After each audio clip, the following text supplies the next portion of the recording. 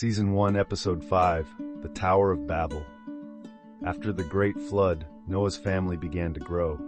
Children were born, then grandchildren, and soon the world was full of people again. Everyone spoke the same language, so people understood each other easily. There were no barriers, no misunderstandings, and everyone worked together. As the population grew, people began to move eastward until they came to a large, flat land called Shinar. It was a place with open fields and plenty of room to build.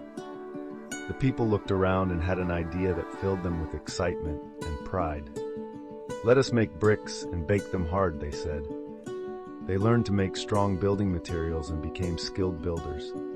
Then someone said, "Why don't we build a city, a great city for all of us?" But the idea didn't stop there. Another voice spoke up. "Let us build a tower so tall that its top reaches the heavens. Let us make a name for ourselves so we won't be scattered across the earth." The people loved the idea.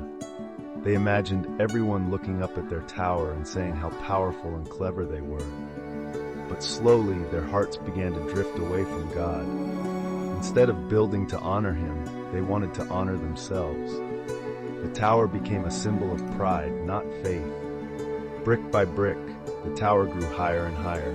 The workers proudly climbed its steps, boasting, "Look what we can do. Nothing is impossible for us." But God saw everything. He looked at the city and the tower and understood what was happening in the hearts of the people. Their unity wasn't being used for love or good. It was being used for pride, selfishness, and trying to make themselves equal with God. So God said, "If they remain united like this, speaking one language, there will be no limit to what they try, good or bad.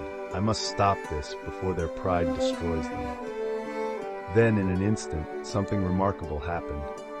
When the workers called out to each other, their words no longer made sense. One man asked for a brick, but the worker beside him heard only strange sounds. Another tried to give instructions, but the team couldn't understand him. Confusion filled the whole construction site. People argued, pointed, and shook their heads, but no one could understand anyone. "What is happening?" they cried. God had confused their languages. The tower work stopped. No one could continue. Families and groups of people who understood one another gathered together. They decided to leave Shinar and travel to new lands where they could build new homes. Some went north, some south, some east, some west. They formed different tribes and nations, each with their own language. And just like that, humanity spread across the entire earth, just as God had originally wanted. The unfinished tower stood as a reminder of what happens when people try to raise themselves instead of raising God.